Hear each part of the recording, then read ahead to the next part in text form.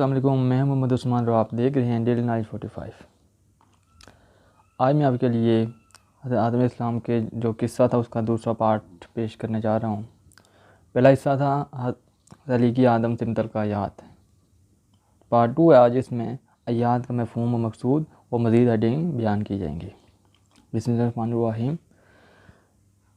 قرآن مجید کے ان مختلف مقامات پر حضرت آدم علیہ السلام کا قصہ ذکر ہوا ہے۔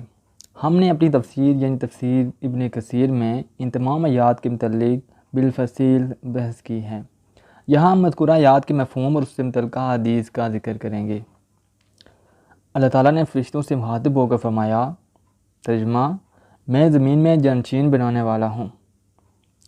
اللہ تعالیٰ نے انہیں اطلاع دی کہ وہ آدم علیہ السلام اور اولاد کو تخلیق فرمانا چاہتا ہے جو ایک دوسرے کے جانشین ہوں گے۔